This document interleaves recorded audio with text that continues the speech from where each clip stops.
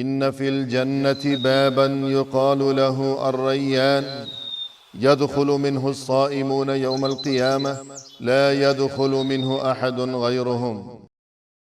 الحمد لله رب العالمين، والصلاة والسلام على سيد المرسلين وخاتم النبيين سيدنا وحبيبنا محمد وعلى آله وصحبه أجمعين ومن تبعهم بإحسان إلى يوم الدين. با سلام و درود خدمت شما بینندگان عزیز و آرزوی قبولی طاعاتتون. روزهایی از ماه مبارک رمضان گذشته است و لحظه لحظه پربرکت و خیر اون رو آرزو میکنم که استفاده کرده باشید.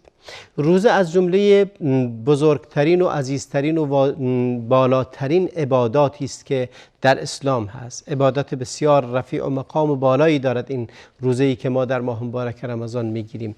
باید ارزش اون رو به خوبی بدونیم و ارزش والای اون رو در نظر داشته باشیم. همچنین از جمله آداب و از جمله عباداتی است که درون انسان رو مستقیما هدف قرار میدهد و عبادتی است که ریا به اون راه ندارد، عبادتی است که مانند ندارد، در واقع هیچ شبیه و مانندی ندارد و از جمله امتیازات بزرگی که مسلمانان دارند این هست که خداوند چنین نعمت بزرگی رو و چنین عبادت زیبایی رو به اونها بخشیده است. در واقع جمال این عبادت، زیبایی این عبادت، جلال و تقدیر این عبادت، عبادت روزه را عرض می کنم بسیار بسیار جالب و قابل توجه است و باید اون رو هیچ وقت فراموش نکنیم و این رو از یاد نبریم. چه عبادت بزرگی خداوند نصیبمون کرده است. بله، واقعا عبادتی که خداوند فرض کرده است بر ما روزه ماه مبارک رمضان، یکی از کارهای بزرگش این هست که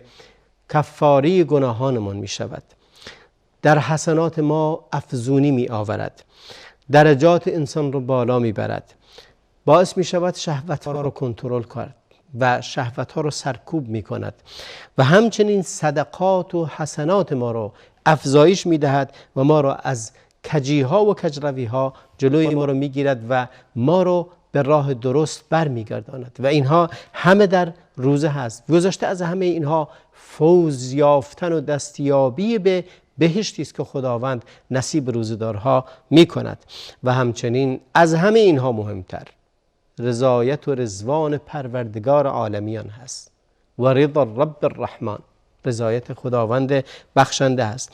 تو اضافه کن بر این که این روزه چه چیزهایی دارد. در واقع اضافه بر اینها باید بدونی که روزه یک مدرسه اخلاقی بسیار قوی هست. یک ماه شما در یک اردوگاهی قرار میگیری، یک اردوگاه معنوی قرار میگیری که در اونجا آموزش و تمرین میکنی اخلاقهای حسنه رو. پیامبر فرمود، وقتی که در روایتی که میبینیم پیامبر علیه السلام فرمودند که اگر کسی در ماه رمضان شما را سب کرد، شما را لعن کرد، به شما بد گفت، شما در جواب او بگید اللهم انی صائم. ببینید جلوی خودت رو میگیری. ماه مبارک رمضان جلو فحاشی و بدرفتاری رو میگیری. پیامبر فرمود صوم درست این هست، روزه درست این هست که انسان زبانش رو از بدگویی کنترل کنه، چشمش رو از دیدن بدی ها بپوشانه، گوشش رو از اینکه گوش بده به حرف دیگران جلوی گوشش رو بگیرد از بد شنیدن و همه اینها رو اگر کنترل کنیم یک ماه مدرسه بسیار عظیمی رو داریم. می رویم و یک ماه در یک اردوگاه آموزشی تمرینی تدریبی قرار داریم که در واقع یک دوره آموزشی بسیار خوب رو معنوی رو در این اردوگاه اخلاقی سپری می کنیم. من چه بگویم در بحث اون؟ جهاد با نفس بگویم یا مقاومت در برابر هواهای نفس؟ شما همه ما عادت کردیم به خوردن خوشترین غذاها، نوشیدنی ها، مسئله مقاربت جنسی و مسائل شهوت ها. در این ما داریم مقاومت میکنی و بهترین لذت بخشترین چیزی هست که انسان بتونه بر نفس خودش غلبه بکند و نفس خودش رو کنترل کند. این بسیار مهم هست که ما اینقدر قوی باشیم و بتونیم این کار رو بکنیم و همچنین انسان میتونه تقویت کردن احساس و عاطفه انسانی، دیگران رو دوست داشتن، تقویت کردن حس همکاری، تقویت کردن حس برادری و اینکه حال و وضع ضعیفان رو هم بدونید. در این ما عاطفه ها جیاشتر می شود، در این ماه همکاری ها بیشتر می شود، میل به خیر در انسان فراوان می شود و این رو باید بدونیم و غنیمت بشماریم. نباید اینکه این رو نادیده گرفت و کم به اون توجه کرد. ببینید من میخوام حدیثی رو از زبان پیامبر اکرم علیه السلام براتون بیان کنم که احادیث زیادی هست. یکی از این حدیث ها هست که فرمود علیک بالصوم فانه لا عدل له، روزه بگیر چون روزه هیچ مانندی نداره، شبیهی نداره. وقتی که میگه مانند نداره، نه اینکه عبادتی شبیه این نیست در ظاهر، بلکه یعنی در اجر و ثواب و تأثیر و تأثر اون مانند نداره. به یک کسی میگی بی‌نظیره، یعنی این آدم بی‌نظیره در توانایی‌هاش. این روزه هم بی‌نظیره در تأثیرش بر ساختن انسان، تأثیرش بر تغییر و تحولی که در وجود انسان ایجاد میکنه، ولی به شرطی که خرابش نکنیم و روزه رو به درستی بگیریم. و یک شخصی از بزرگان چنین میگوید: من لم یعرف ثواب الاعمال ثقلت علیه فی جمیع الاحوال. شما باید ارزش روزه رو بدونید تا برای انجام اون فعالیت کنید. میگه کسی که ثواب و اجر و تأثیر یک عبادت رو نداند، انجام دادن اون براش سنگین می شود. ما اگر کاری رو که اهمیتش رو ندونیم، اجرش رو ندونیم، ثوابش رو ندونیم، براش تلاش نمی کنیم. اون کسی که میخواد بره فعالیت تجاری رو شروع کنه، اگه بفهمه که درآمد نداره، اگه بفهمه که سودی عایدش نمی شود، به دنبال اون نخواهد رفت، میل به انجامش رو نداره. و انسان مسلمان هم اگر اجر روزه رو ندونه، شاید با سنگینی و تنبلی و خلاصه به هر بدبختی است فقط تموم کنه. اما کسی دیگری با نشاط، با انرژی، با تمام قدرت، با میل، با شادی بسیار زیادی به استقبال اون خواهد رفت. تفاوت این دوتا در این هست که این یکی میدونه داره چه کاری رو انجام میده، میدونه چه تجارت رابحی در انتظار اون هست، در نتیجه به سوی اون میشتابد. اون یکی نمیدونه داره چه کار میکنه، ارزش کارش رو نمیدونه، در نتیجه همینطوری بی ثواب و ارزش خواهد ماند. یه حدیث رو نقل کنم براتون از رسول الله علیه السلام که امام احمد از ابی امامه باهلی این رو نقل کرده رضی الله عنه، که میگه پیامبر اکرم علیه السلام لشکری رو آماده کرد، جیشی رو آماده کرده بود برای یکی از غزوه ها. فاتیته، میگه اومدم نزد پیامبر گفتم یا رسول الله ادعو الله لی بالشهاده، گفت که ای رسول خدا برای من دعا کن، از خدا بخوا که من شهید بشم. ببین ابی امامه رفته از خدا میخواد که، از پیامبر میخواد که شهادت و نصیبش بشه، دعا کنه براش که شهادت نصیبش بشه. رسول الله علیه السلام فرمود اللهم سلمهم و غنمهم. دعایی که گفت خدایا اینها رو همشون رو، دعا برای همشون کرد، همه رو سلامت نگهدار و غنیمت بهشون بده، یعنی پیروزشون کن بر دشمنانشون. فغزونا، میگه رفتیم چیز کردیم، جهاد کردیم، فسلمنا و غنیمنا، میگه سلامت برگشتیم و غنیمت زیادی هم گرفتیم. بعد میگه حتی ذکر ذلك 3 مرات، میگه 3 بار من این دعا را، این طلب را از پیامبر کردم، پیامبرم 3 بار این رو تکرار کرد. میگه بار بعدی اومدم گفتم یا رسول الله اینی اتیتک تترا، میگه من 3 بار اومدم خدمت شما و سوال کردم که ان تدعو لی بالشهاده، که برای من دعا کنی که شهادت نصیبم بشه. فقلت اللهم سلمهم و غنمهم، میگه هر بارم دعا برامون کردی و گفتی خدایا سالمشون نگهدار و غنیمت بهشون بده، یعنی پیروزشون بگردان بر دشمنان. گفت که ما همچنین شد، خداوند هم سلامت بهمون داد، هم پیروز شدیم بر دشمنانمون. یا رسول الله فمرنی بعمل ادخل به الجنه، گفت که ای رسول خدا منو امر کن، به من یاد بده چیزی رو که به وسیله اون داخل بهشت بشم، یعنی خدا ازم راضی بشه و بهشت رو نصیبم کنه به خاطر این عملی که نصیبم شده است. پیامبر علیه السلام فرمود علیک بالصوم فانه لا مثیل له یا لا مثل له، میگه روزه بگیر که روزه مانند نداره، یعنی در این که تو رو وارد بهشت میکنه هیچ مانندی نداره. اون اومده میگه راهی رو به من نشون بده که من برم بهشت. ببینید در جهاد شرکت کرده، در همه اینها بوده، از پیامبر خواسته شهادت دعا کنه برای اینکه شهادت نصیبش بشه، ولی پیامبر اون دعا رو براش نکرده. در مقابل گفت که کاری که باید انجام بدی با دعا نرو بهشت، بلکه نه اینکه دعا نکن، دعا هم بکن، ولی نه اینکه با این شیوه، بلکه عمل کن. و اون هم روزه هست، روزه کاری که همه ما میتونیم بکنیم. اگه شما نمیتونید جهادی داشته باشید، روزه بگیرید. اگر نمیتونید کار بزرگتری کنید، روزه بگیرید که روزه مانند نداره، لا مثل له، مانند نداره.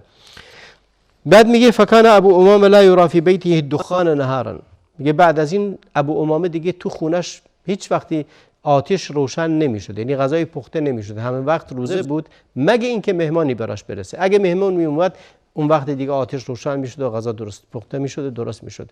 مردم با روشن شدن آتش در خونه ابو امامه میدونستن که مهمان داره و در غیر این صورت ابو امامه در روزه بود. اگر روزی دیدند آتشی روشنه یعنی مهمان داره. و در روایت دیگری فرمود علیک بالصوم فان الصوم لا عدل له، یعنی هیچ نظیری نداره. عدل نداره، این نظیر نداره، یعنی اینجوری نیست که چیزی باشه کنار اون به اندازه این مهم باشه و به اندازه این ارزش داشته باشه. پس واقعا روزه مثیل نداره، مانند نداره، نظیر نداره. پس سعی کنیم که لحظه لحظه اون رو ببینیم. ببینید رسول الله علیه السلام یارانش رو اینگونه تشویق میکنه به اینکه برن و روزه بگیرن. وقتی که این شخص میاد و اینگونه از پیامبر اکرم علیه السلام دعا میخواد و راه بهشت رو میخواد و میخواد به هر وسیله حتی حاضر جانش را بدهد که به بهشت برسد. وقتی که میاد سوال میکنه از پیامبر اکرم علیه السلام، میگی که صلی الله لی ان اکون شهیدا، یا شهادت رو به من بده، یا خداوند شهادت رو نصیبم کنه. یعنی چی؟ یعنی اینکه کشته بشه در راه خدا، جانش رو بدهد، مالش رو داده است، میخواد جانش رو هم بدهد. این رو از خداوند میخواد، حتی آمادگی این رو داره. پیامبر راه دیگری رو بهش نشون میده. راه دیگر این هست که روزه بگیر، چون روزه شبیه نداره، مانند نداره. ببینید ما چقدر خوشبختیم و چقدر محظوظیم و خوششانسیم که خداوند این شانس رو به ما داده است که در این ماه مبارک رمضان باشیم. رمضانی که پیامبر براش مانند نمیبینه، نظیر در میان عبادات دیگه نداره. تنها عبادتی است که نه ریایی، نه خودخواهی، نه عجبی وارد این خواهد شد. روزه رو پس دست کم نگیریم و این راه همواری که خداوند نصیبمون کرده است رو به درستی از استفاده کنیم تا به این نجات برسیم، تا به این درجه برسیم، تا به این مقام برسیم. همونطوری که در ابتدای این برنامه گفتم که ببینید نظیر نداره، در چه چیزی نظیر نداره؟ در همه چیش بی‌مثیل و ماننده، در همه چیش واقعا مانند نداره. یکی این که در واقع بحث تأثیرات معنوی اون، اجر و ثواب، کفاره گناهان، دخول بهشت، دل انسان رو نرم میکنه، قلب انسان رو تصفیه میکنه، بر شهواتش غلبه میکنه. در کدوم عبادت است که همه اینها رو یک جا داشته باشه؟ کدوم کار هست که اینها رو همه یک جا داشته باشه؟ شاید در عبادت‌های دیگه ریا حضور داشته باشه، اما در اینجا ریا حضور نداره، ریا راه پیدا نمیکنه. به خاطر همین پیامبر اکرم علیه السلام فرمود که مانند نداره. در جهاد امکان داره که واقعا کسی بره به خاطر اینکه خلاصه بگه من به این مقام میرسم، مردم ازم تعریف کنن، بگن چقدر مبارزه بزرگیه. پیامبر اکرم علیه السلام در حدیثی فرمودند که در روز قیامت 3 نفر رو میارن و اعمالشون اعمال نیکیه، اما اهل جهنم هستند. کسی رو میارن که عالمیه، خداوند ازش میپرسه، میگه چه کار کردی در دنیا؟ میگه خدایا رفتم علم رو یاد گرفتم و نشر علم کردم. خداوند بهش میفرماید که رفتی علم یاد گرفتی تا مردم به تو بگویند دانشمند، تا بگویند عالم بزرگ، تا بگویند سخنور، تا بگویند ادیب. ببینید خیلی از اونایی که رو منبر میرن این حالت رو دارن و اعمالشون جای این رو داره که ریا واردش بشه، جای این رو داره که خودخواهی و خودبینی و خودبزرگبینی واردش بشه. به خاطر همین خیلی از کسانی که اهل علمند، ریا در علمشون، عجب در علمشون وجود داره. همه نه، بلکه هستند کسانی که این گونه‌اند. به خاطر همین روز قیامت این گونه خواهد شد که خداوند بهشون خواهد گفت که علم یاد گرفتی که بهت بگن عالم، و دستور میدهد که به جهنم برده شود. یکی دیگر رو می آورند که رفته جهاد کرده در راه خدا و کشته شده. ظاهرش در دنیا ما میگیم شهیده، رفته کشته شده، میارن ازش میپرسند که خداوند ازش میپرسه که چیکار کردی؟ میگه خدایا رفتم جهاد کردم و شهید شدم.